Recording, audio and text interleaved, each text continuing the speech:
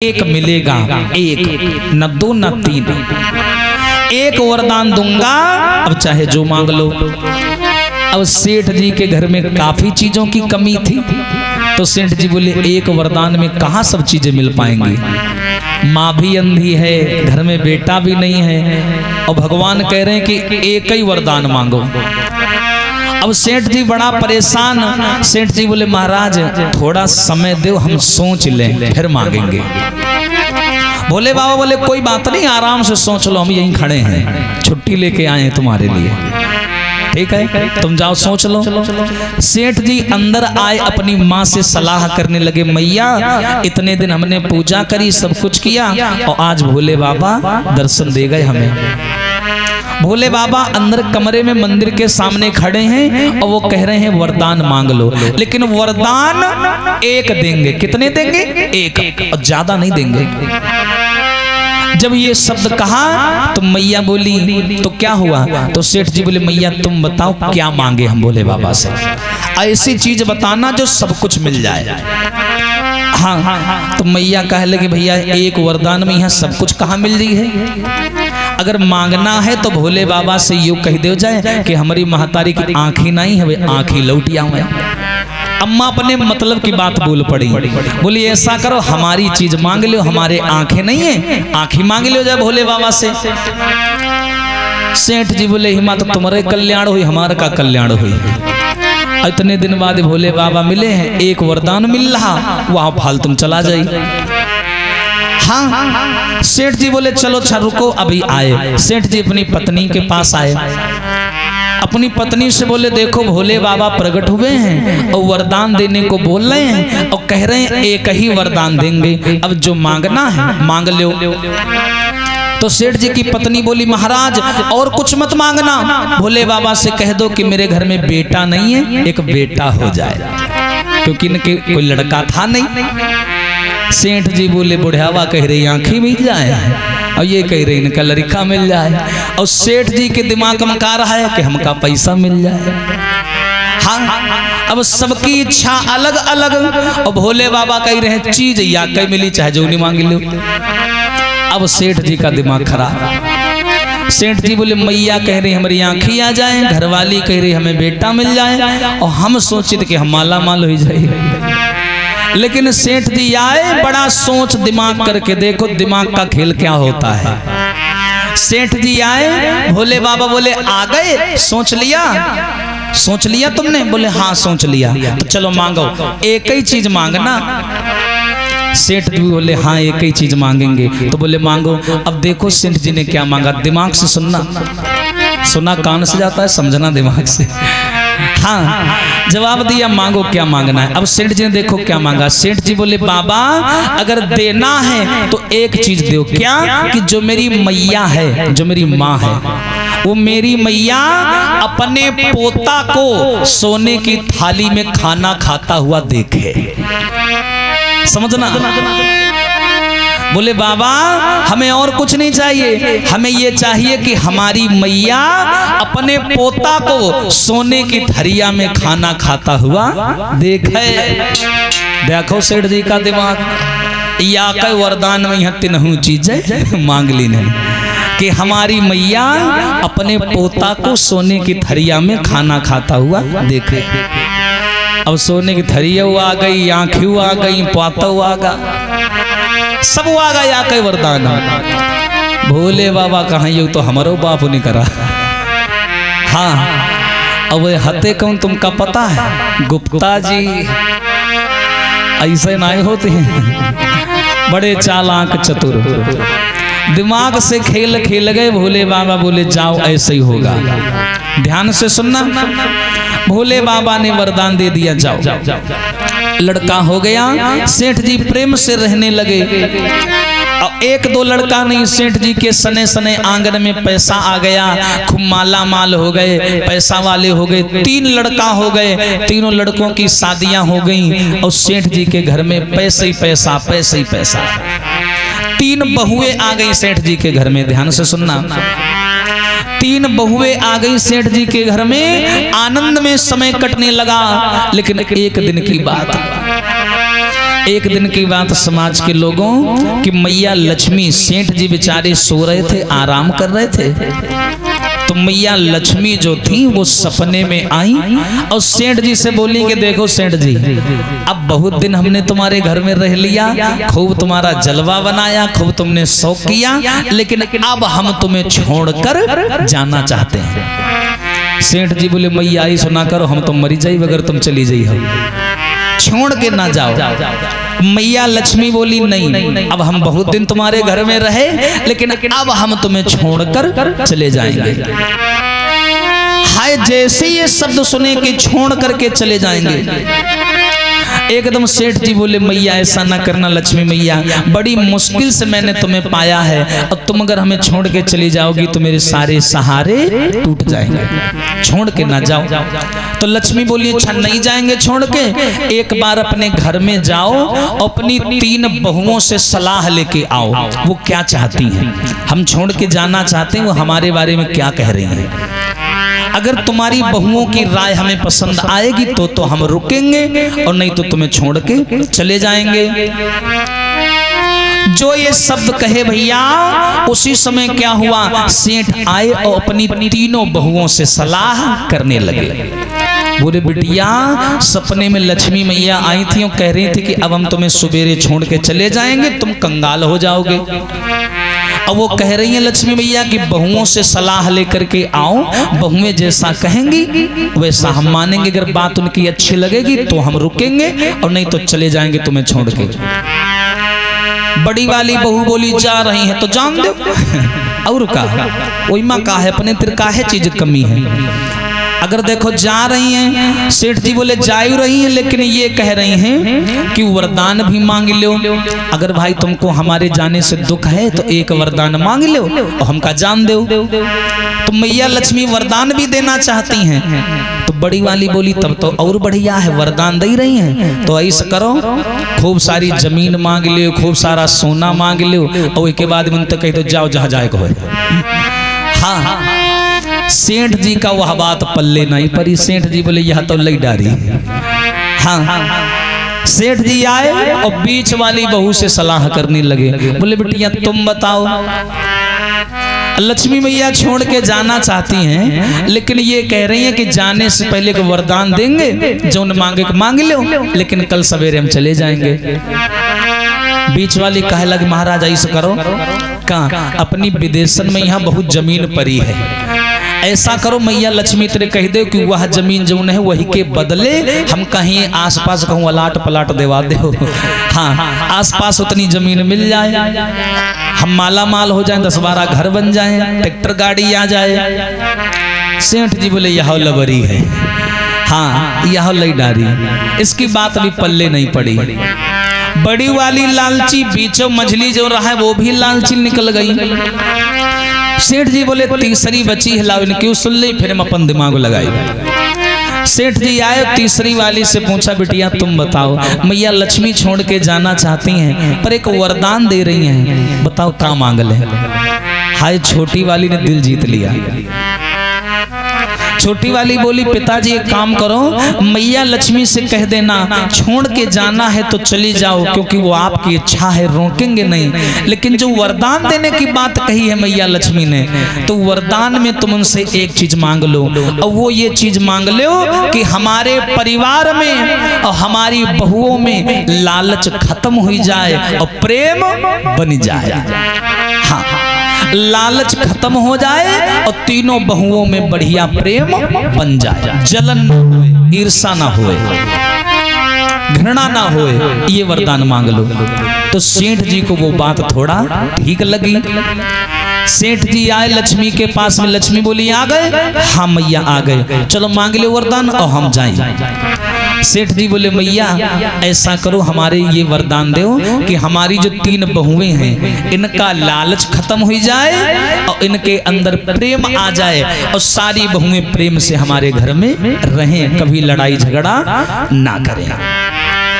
हाय, जैसे ये वरदान मांगा मैया लक्ष्मी प्रसन्न हो गई, मुस्कुराने लगी, बोली जिस घर में प्रेम होगा मैं उस घर को छोड़कर कभी नहीं जाऊंगी। ध्यान रखना। बोले जिस घर में प्रेम है, सम्मान है और जहाँ लड़ाई झगड़ा नहीं होता, ऐसे घर में तो मैं बिना बुलाए आ जाती हूँ। और जिस घर में लड़ाइयाँ होती हैं, झगड़ा होता है, प्रेम नहीं होता, ऐसे घर से लक्ष्मी अपने आप भाग जाती है, नहीं रुकती। बोलिए सच्चिदानंद भगवान की। एक ताली बजा के भगवान का संकीर्तन बोले, फिर देखते हैं आगे की चर्चा। सभी भक्त बोलेंगे।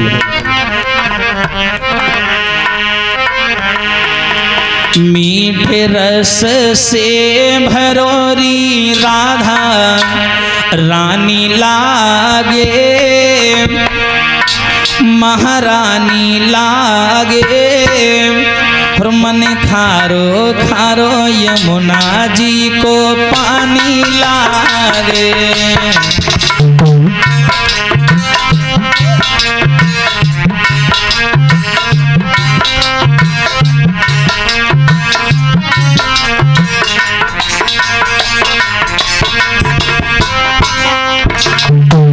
बोले सभी लोग ताली बजा करके भाव से जय हो। मीठे रस से भरोरी राधा रानी लागे, महारानी लागे। मन खारो खारो यमुना जी को पानी लागे।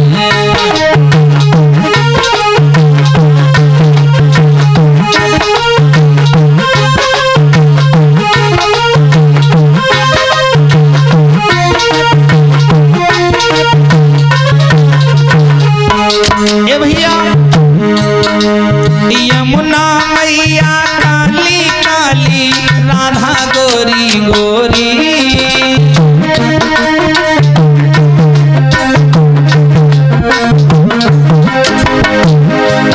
अरे यमुना मैया काली काली, राधा गोरी गोरी।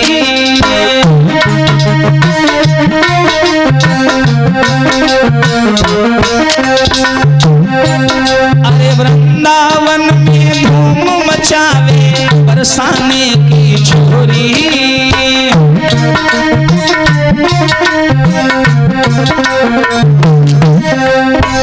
हाँ भैया, अरे बरसाना राधा जू की, हाँ बरसाना राधा जू की राजधानी लागे, महारानी लागे। मन खारो खारो यमुना जी को पानी लागे।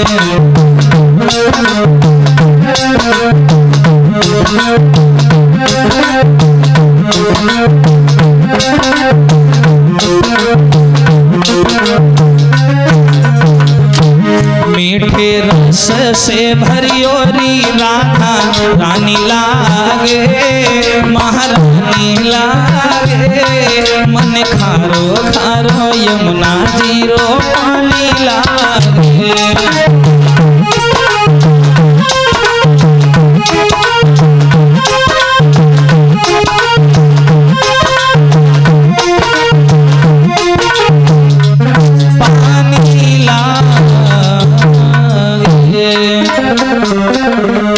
बोलिए सच्चिदानंद भगवान की।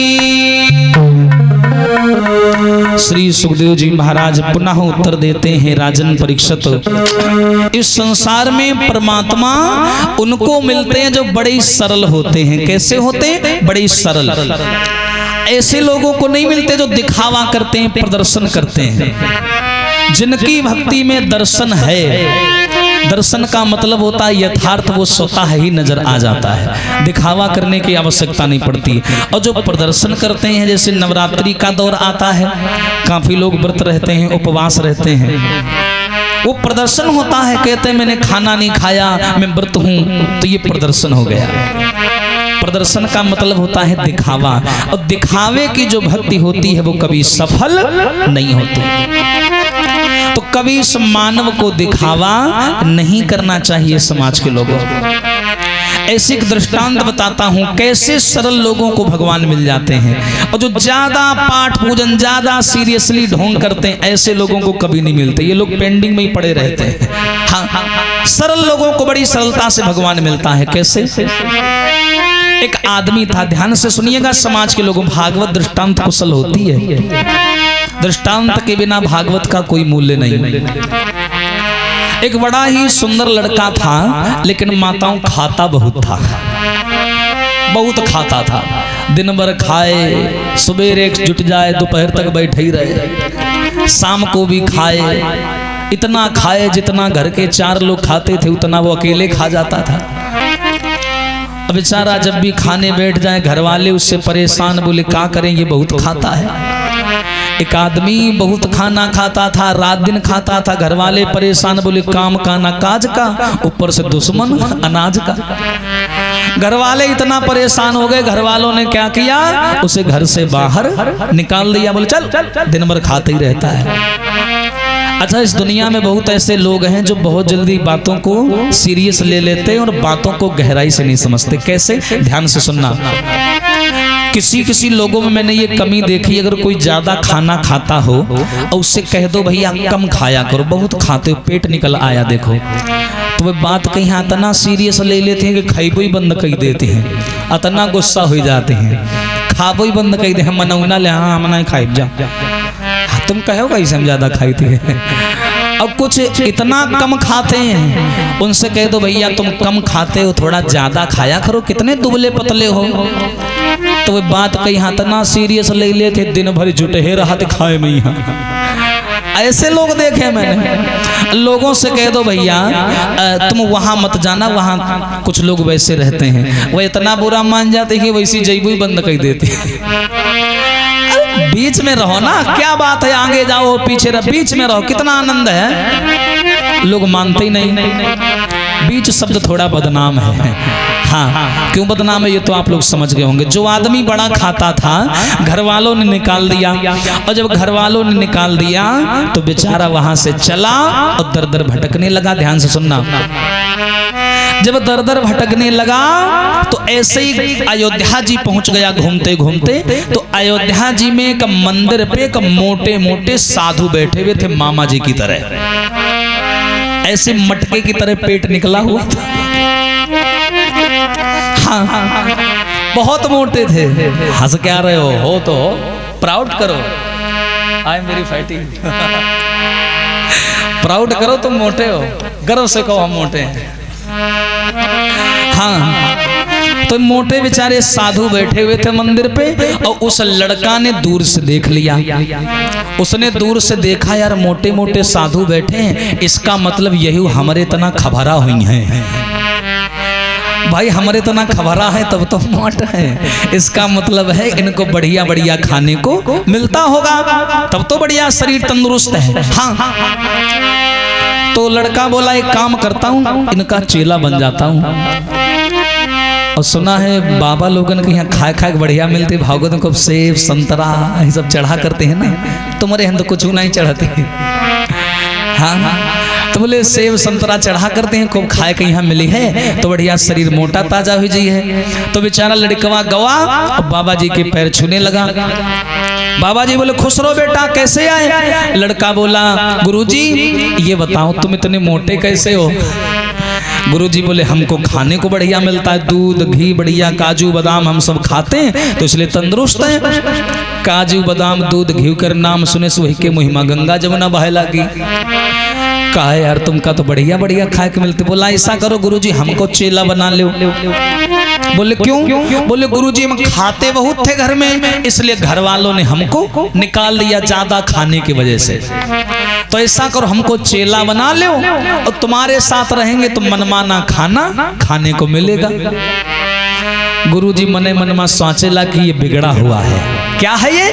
बिगड़ा हुआ है और ये खाने के लिए चेला बन रहा है। तो सोच लो बुद्धि का कितना छोटा आदमी है, खाने के लिए चेला बन रहा है। तो गुरुजी ने चेला बना लिया, इसलिए नहीं बनाया कि ये हमारे साथ रहेगा खाएगा, इसलिए बना लिया कि संत की संगति में रहेगा तो कम से कम सुधर जाएगा, इसलिए चेला बना लिया। गुरुजी लेकर के आए आश्रम में, उसको काम बता दिया कि ये काम करना है। लड़का बोला काम वाम हम नहीं करी, बात तो साफ हो देखा, हम खाए खातिर बने हैं, अब मना कही तो हम चले जाए भी तेरे, हम सिर्फ खाने के लिए चेला बने, यहाँ खाएंगे और सोएंगे बस। गुरुजी बोले चलो कोई बात नहीं, लेकिन पूजा तो करोगे? हाँ या करो अगरबत्ती सुलगा दिन करीब सवेरे संध्या, बस यही ते ज्यादा उम्मीद ना करे हमते, हम सिर्फ खाने के लिए बने तुम्हारे चेला। बोले ठीक है। अब वहां आश्रम में माताओं देखा होगा, जो लोग आश्रम गए होंगे संतों के, उन्होंने आश्रम में देखा होगा कि आश्रम में क्या होता है, कुछ साधु लोग होते हैं तो वहां एक भंडारा, एक किचन होता है, रसोई घर जहां खाना बनता है। तो वो लड़का जो था बिल्कुल किचन की तरफ, रसोई की तरफ टकटकी लगाए बैठा रहता था, कब खोले कब खोले, प्लेट ले चम्मच नहीं बजावा करे। हाँ, और जैसे रसोई खुले तुरंत प्लेट लेके पहुंच जाए, लाओ परसो हुए, पलथी मारे के बैठ जाओ, घंटा 2 घंटा बैठे नौचा करे। हाँ तना खबरा, ये खाने का कार्यक्रम उसका चलता रहा। और जब खाने का कार्यक्रम उसका चलता रहा, समय गुजरने लगा समाज के लोगों, तो एक दिन की बात, महीने में एक तारीख आती है 11, एकादशी आती है ना, एकादशी की तारीख आती है। और संतों में ये नियम होता है कि एकादशी को खाना नहीं बनता है आश्रम में, एकादशी को। तो एकादशी को खाना नहीं बना, हाय खाना नहीं बना, वही का चक्कर हुआ, वही लगा 2 घंटा। हाँ चक्कर आने लगा, और वो उल्हे प्लेट पूरे आश्रम में, यहाँ कमरा खड़बड़ा हुआ है। कहा यार खाना ये घर में कहे नहीं बन रहा। रोज दरवाजा रसोई का खुलता था तो उसको लगता था कि हाँ बन रहा है, वही दिन वही मां ताला पर, ताले नहीं खुला, वही का चक्कर हुआ हुआ है। वो दौड़ा दौड़ा घूमे, कहे ऐसा तो नहीं कि यही की जगह कहूँ दूसरी जगह बनती हो। पूरा आश्रम उसने ढूंढ लिया, खाना कहूँ ना बने। वो दौड़ के गुरुजी के पास आया, बोला गुरुजी का आज नहीं मिली का? बोले का? बोले खाना आज नहीं बनेगा। बोले रे चेला मैं तुम्हें बताना भूल गया, आज एकादशी है बेटा। का है? एकादशी, और एकादशी को संतों के बीच में खाना नहीं बनता, आज खाना नहीं बनेगा, कल बनेगा द्वादशी को। चेला का है तुम्हारी एकादशी के चक्कर में हम द्वादशी नहीं देख पाएंगे, हम पहले ही टपक जाएंगे, हमका खाना दे मरी जाई, बता रहे हैं हम खाने खाते हम बाबा बने रहा, ये तुम्हें एकादशी द्वादशी अपने मनाओ जाए, हमका खाना चाहिए। वो जिद करने लगा, और गुरुजी को पता था भाई ये खाने के लिए बना है चेला। गुरुजी बोले अच्छा एक काम करो, जिद ना करो, रो मत, एक काम करो आटा ले लो, दाल ले लो, चावल ले लो, और सरयू मैया नदी किनारे चले जाओ। यहाँ भाई आश्रम का नियम है, यहाँ नहीं बनेगा। नदी किनारे चले जाओ और वहीं जाकर के बनाना और भगवान राम को भोग लगा देना, उसके बाद में तुम खा लेना। चेला कह लगा राम कौन है? अच्छा वो खाए खातिर बना रहे, वही का बता राम कौन है? बोले राम भगवान है, भगवान। अच्छा कई लोग हैं ये? अकेले हैं। अच्छा क्या हाल है? नहीं पता चल 10-12 आ गए तो हम तो भूखे रह जाएंगे। और का? तो बोले ऐसा करो गुरुजी अगर अकेले हैं तो 2 लोगों का राशन हमें दे दो। तो गुरुजी ने 2 लोगों का राशन उससे दिया कि ले जाओ अब बनाना, अब बना करके थाली में सजा के रख लेना, भगवान को बुलाना, जब भगवान खा ले उसके बाद में तुम खाना। चेला चला सरयू मैया में आया, स्नान किया, वही मिट्टी का चूल्हा बनाया, लकड़ियां लगाई और टिक्कर सेकने लगा।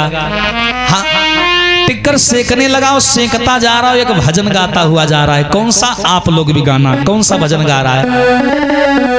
बड़ा आनंददायी भजन। और मैं तो कहता हूँ ऐसा भजन गाना भी चाहिए, काम करते जाओ और ये भजन गाते जाओ। देखो रोटी सेक रहा है बढ़िया नदी किनारे सरयू जी के, और मस्त गा रहा है क्या? अरे मनो लागो मेरो राम फकीरी में, मनो लागो मेरो राम फकीरी।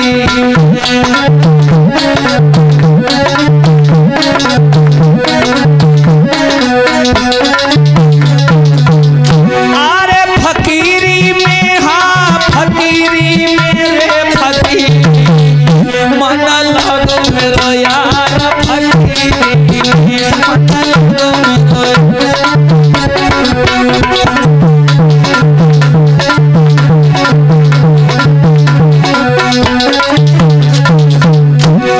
कैसे गा रहा है, अरे जो सुख पायो मैंने राम भजन में, जो सभी लोग ताली बजा मिलकर के, कैसे, अरे जो सुख पायो मैंने राम भजन में, अरे सो सुख नहीं अमीरी, हाँ जो सुख पायो मैंने राम भजन में, सो सुख नहीं अमीरी में, हाँ हरी सो सुख नहीं अमीरी मन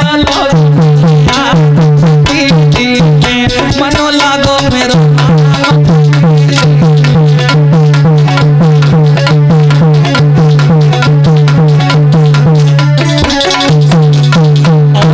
क्या कहता है वो चेला, मस्त रोटी बना रहा है राम जी के लिए, क्या बोला, अरे भली बुरी सबकी सुन लीजो, बुरी सब,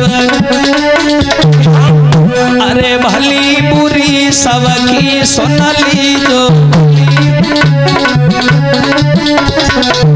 अरे करियो गुजर सबूरी मनो लागो मेरो राम,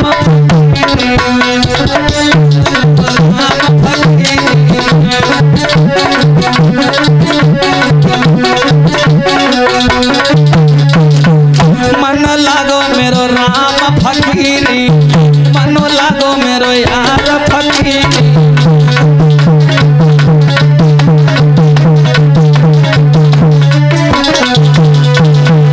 सरयू किनारे माताओं ये चेला बैठ गया और बैठने के बाद में इसने क्या किया, बढ़िया राम जी के लिए टिक्कर सेके, दाल बनाई, रोटी बनाई, चावल बनाए और बढ़िया एक प्लेट में सजा के रख लिया इसने, प्लेट में सजा के, और जैसे ही प्लेट में सजा के रखा, क्या किया इसने, कितना भोजन बनाया, 2 लोगों के लिए, एक अपने लिए एक राम के लिए। अच्छा गुरु जी के लिए राम भगवान है और वही के खातिर राम कोई आदमी रहे, वो सोचते हैं राम कोई हुई है, आदमी आदमी यही है, खाए पे चले जाएंगे।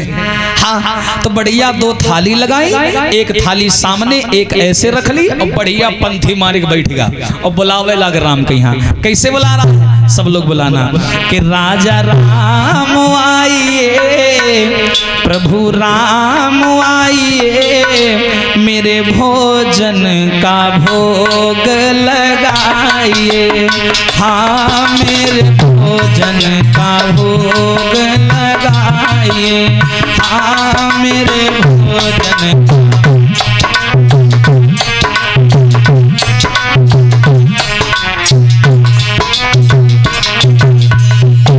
बुला रहा है कैसे कि राजा राम आइए, प्रभु राम आइए, मेरे भोजन का भोग लगाइए, हाँ मेरे भोजन का भोग लगाइए।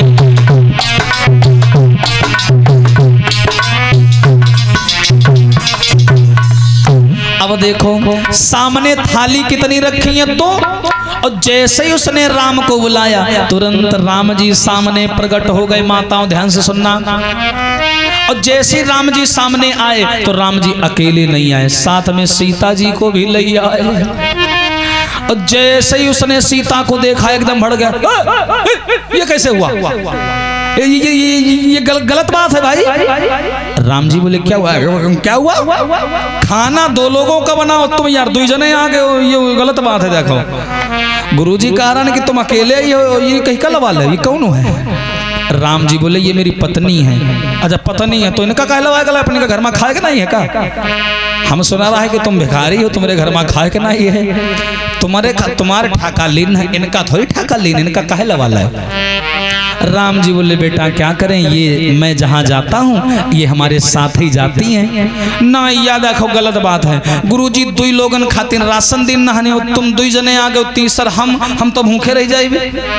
राम जी बोले कोई बात नहीं है, अब की मान जाओ, अगली बार देखा जाएगा। ठीक है अब आ गए हो तो भले ले उधारा है, खींच ले हो।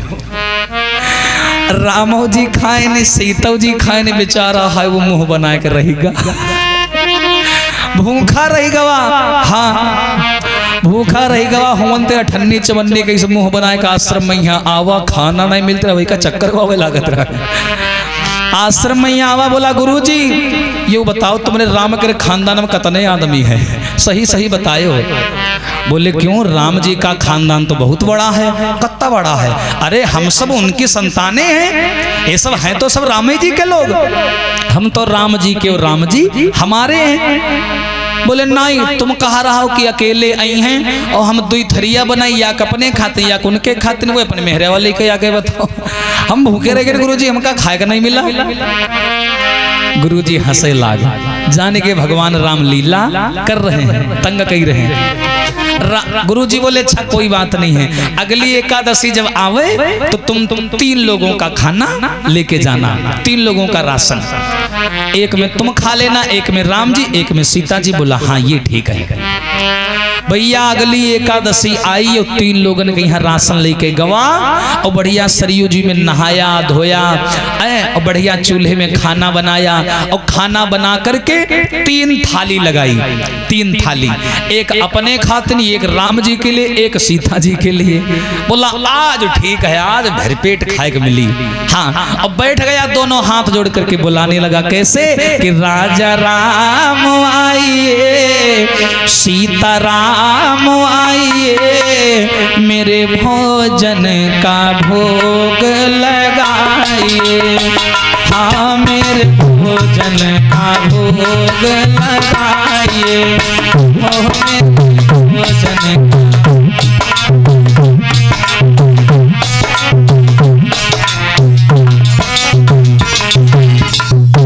अब जैसे ही उसने राम जी को बुलाया, आंख बंद किए बैठा था, राम जी तुरंत सामने प्रकट हो गए। लेकिन इस बार राम जी और बड़ी गलती कर बैठे। क्या? राम जी आए, साथ में सीता जी आई और साथ में लखन लाल चले आए, लक्ष्मण भी आ गए। राम जी बोले बेटा आंखें खोलो मुनुआ। हाय जैसे वो आंखें खोले से देखे से एक आदमी और उठाड़ बगल चूल्हे में गवा लकड़ी कटी पर उठाए से डंडा का है, हम मरहे लागे बता देनी है। हाँ ये कौन मजाक है तुम्हारा, हम खाए खातिर बाबा बने रहना है, तुम तो हाथ धोए के हमारे पीछे पड़ गए हो। भगवान बोले क्या होगा बेटा, क्या होगा? थाली 3 और तुम 3 चौथे, हम मर जाए का कहूँ बूढ़ी कहीं। हाँ बताओ, खाना बनाई हम, तुम लोग खाए पे मूछन पर ताव दे के चले जाते हो, हमें ढल के ये सब बैठे रहते हैं। यह गलत बात है, देखो ऐसा नहीं हुई। तुम सही सही बताओ तुम्हारे खानदान में कितने आदमी हैं, या कहते सही सही हमका बता ही दो। भगवान बोले बेटा हमारे खानदान में जत्ते हैं तुम खवायू नहीं पई हो। हाँ काहे, तो इनका सबका काहे लेके आओ थे। चलो कल भाई गलती की ना हो पिछली बार, तो तुम्हारे ठेका ले लेना है। तुम्हारे बाद में सीता जी आई, चलो भाई सीता जी का ठेका ले लेने। और यो कौन है संगत ठाड़ है? राम जी बोले यो हमारे भैया है। अच्छा तो तुम हो भिखारी हो, तुम्हारे घर में खाए का नहीं है। लक्ष्मण कहला कि भैया कहाँ लवा लाए हो? राम जी बोले तुम तो जानते हो कि हमारे भक्त जौन है सब उल्टे पटांग मिली हैं तुमका। शुद्ध आदमी को भगत बनते हैं भैया, तुम बताओ। सब कुछ करे आदमी, यहाँ आदमी क्या करते, माला पकड़ लेते।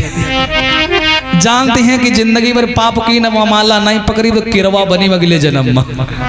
हाँ भैया, इसीलिए अब इसने क्या किया, बोला ठीक है अब आ गए हो, ले धरा है खींचो टूटो। अब भैया सगरे लोग लगे खाने में, और राम जी बोले आहा कितना बढ़िया खाना है। अब वो बेचारा वैसे कोने मुंह पकड़े बैठ, देखो देखो देखो हम बनावा अपना खाए जा रहे सगराती न हूँ। हाँ वो बेचारा चुप पे बैठा और ये सब लोग खा गए सारा खाना। बेचारा हुआ ते लौटा और या जरिया गुरु जी खोपड़ी दई मारे, ले पकड़ो और हम नहीं चेला बन जा रहे नंते। बोले काहे काहे का? 2 एकादशी निकल गई और दोनों में यहाँ हम भूखे रह गए। राम जी का सिस्टम है नहीं समझे मामद, कब हूँ सीता जी का लेके आ जाते, कब हूँ लखन लाल के यहाँ लेके आ जाते। हम तो दुखी हुए गए इनके परिवार तेरे। आज फिर हम भूखे रह गए। गुरुजी बोले ओ तो ये बताओ गुरुजी उनके खानदान में कितने लोग हैं, सही सही बताओ। गुरुजी बोले बेटा उनके खानदान में राम लक्ष्मण भरत शत्रुघ्न हनुमान जी सब लोग हैं, सीता जी, कुल मिला के यहाँ 10-12 जने मान लो। हाँ ऐसे हुई हैं। तो गुरुजी यही से करो कब की जब एकादशी अब हमका बोरिया भरी आटा दे हो। हाँ बोरिया भरी आटा दे, देखिए कतने लेके आवते हैं। हाँ अगली बार बेचारा याक बोरिया यही कंधे पर धरे, याक बोरिया यही कंधे पर ऐसा लागे जा रहा हूँ जाए कुम्हाने के बाजार कर। हाँ चला बेचारा और जैसे ही चला आया नदिया किनारे, सरयू मैया किनारे। और आने के बाद में उस दिन बड़ा चालाकी की उसने, वो सोचे लगा गुरुजी कहते रहे भगवान हैं और भगवान चुप्पे चुप्पे सब देख लेते हैं। एक काम करिए जो खाना ही नहीं बनाई भी, आज बिना बनाए इनका बोलाई देखी कत्ते आवते हैं। और जब आए हैं तब पता चल जाइए कतने आए हैं, तब हम जान जाइए कि अतने आए हैं, तब वह हिसाब से खाना बनाए भी। और ज्यादा आए तो कह भी ये धरी बोरिया बनाओ खाओ। और का बड़ा चालाक उसने क्या किया, बोरियां रख दी और बढ़िया आटा साटा मार के यहाँ धर देने से, ठीक है, और आगे जला देने से, और खाना ना नहीं बना ऐसे। हाँ ऐसे चौतरा लगाए के यहाँ बैठेगा, बढ़िया बिछौना बिछाए के यहाँ और बुलावे लगा, आओ आज तुम हो तो हम हूँ कुछ हानो, तुम डाल डाल हम पात पात, चलो आओ।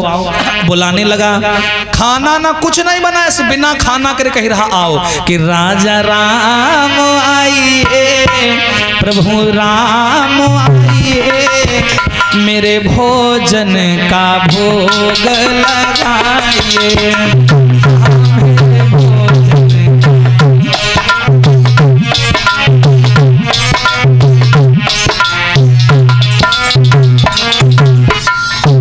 अब जैसे ही भैया उसने राम जी को बुलाया और आंख बंद कर ली। हाँ राम जी प्रकट हो गए, लेकिन राम जी भी बड़े भैया हंसी स्वभाव के।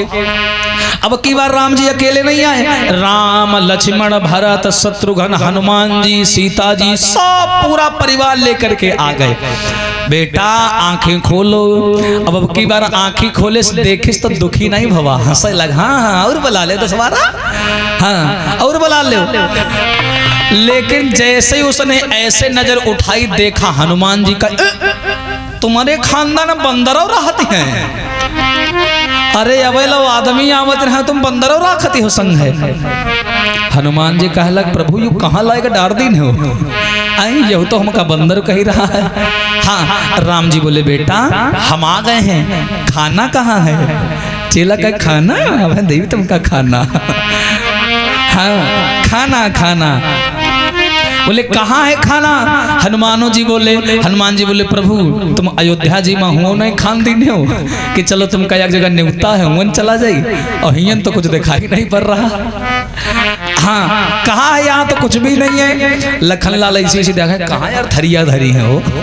हाँ सब सूख है, सूख परा बोरिया मुट्ठी बंधी परी। हाँ चेला बोला क्या है। राम जी बोले खाना कहाँ है। का खाना नाम कुछ नहीं बना हुआ है, तुम मेरी हरकत करते हो मेरे संग। या धरा आटा या धरी दाल, बनाओ और खाओ और हमको खवाओ। और कहा अभी तक हमने तुम्हें खिलाया, आज तुम हमका खवाओ। सीता जी राम जी के कान में कह लगी अब की मामला उल्टा होगा। हाँ अब की मामला उल्टा हो गया। हनुमान जी अलग प्रभु का किन जाए। राम जी बोले का करी हो, हलवाई बनाओ और का खाना न बनावा जाए। अब देखो हनुमान जी चढ़ गए पेड़ पर, वानर हैं लकड़ी टोरी टोरी डारे लाग, जान चौरन की बोरिया पर टांग टांग धरे बैठ। हाँ हनुमान जी लकड़ी टोरी के लाए, सीता जी लगी रोटी से आके में यहाँ लखन लाल कहूँ यो कही रहे कहूँ वो कही रहे, सब आदमी काम पर लगे। वो बड़ा खुश, हाँ बनाओ बनाओ बनाओ, बहुत हमका परेशान की नहीं हो, आज बनाओ आज पता चली। हाँ और जैसी खाना बन के और सीता मैया रसोई करने लगी। सीता मैया खाना बन के तैयार हुआ, लाइन से राम जी का परिवार बैठ गया। अब देखो भैया वो आदमी कितना किस्मत वाला हुई कि भगवान के हाथ के बना खाना खा रहा है। सचो कितना किस्मत वाला होगा। हम तुम तो अपने हाथ का बना के खिलाते हो, और वो कितना किस्मत वाला है जो राम जी के हाथों का बना खा रहा है। मैया सीता ने भोजन बना करके रखा, सब लोग लाइन से बैठ गए, अब वो भी बैठ गया सामने खाने लगा। और चेला बोला खाना यार बढ़िया बना लेते हो तुम लोग। हाँ, खाने लगा।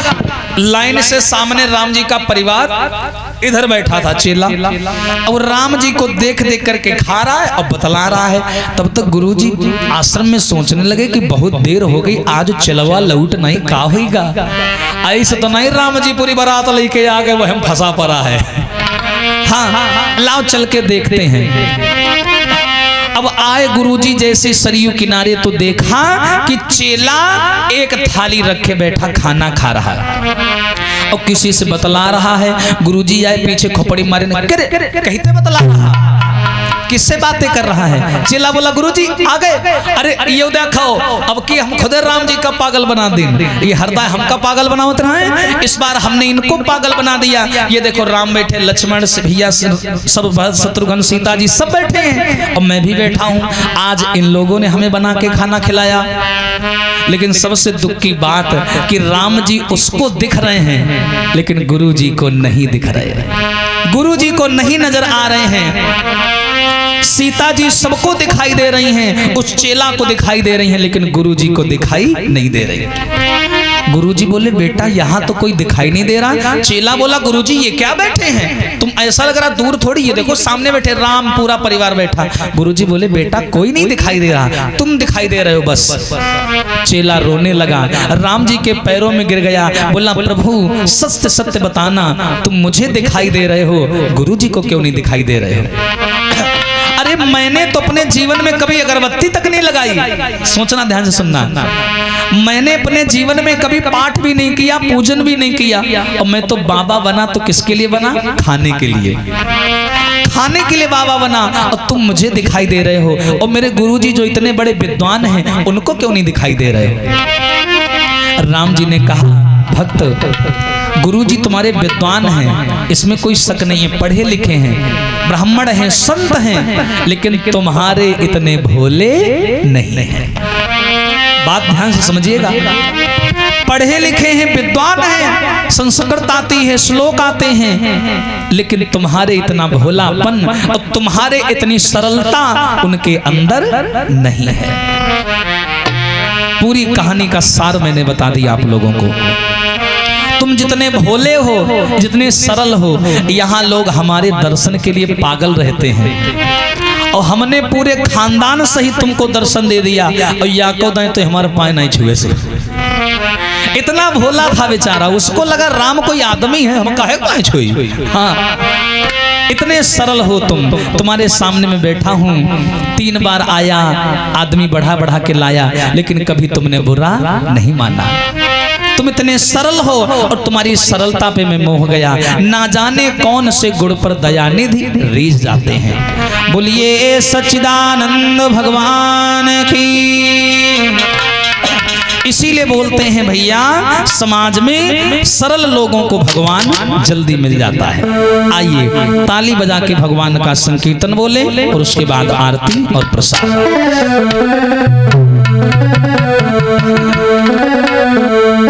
सभी लोग मिलकर के बोलेंगे, हरे यमुना किनारे मेरो गाँव सावरे आए जइयो, यमुना किनारे मेरो गाँव सावरे आए जइयो, यमुना किनारे मेरो गाँव।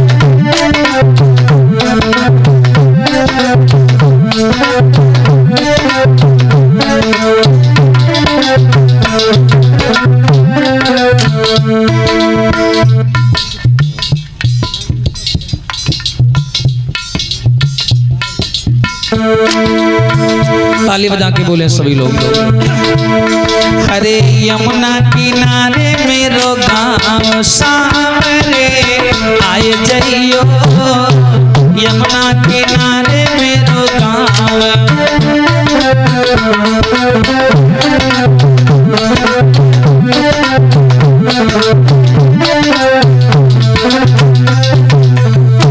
और यमुना किनारे मेरी ऊंची हवेली, यमुना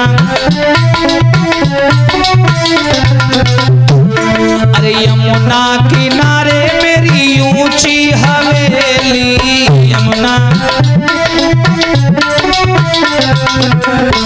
और राधा रंगीली मेरो नाम, हाँ राधा रंगीली मेरो नाम, सामने आए जइयो राधा रंगीली मेरो नाम।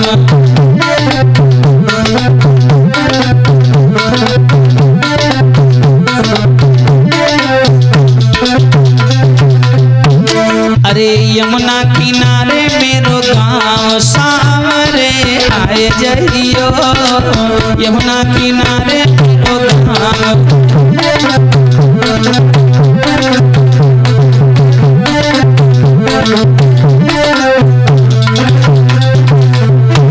और अरे जो कान्हा तुम्हें भूख लगेगी, जो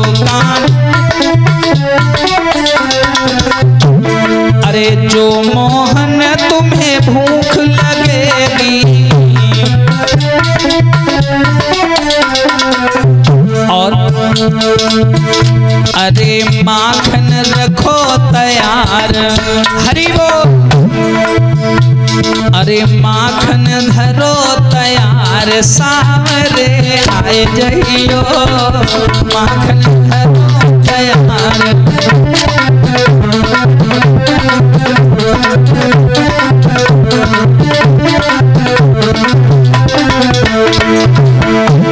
अरे यमुना किनारे मेरो गाँव, सावरे आए जइयो यमुना किनारे मेरो गाँव।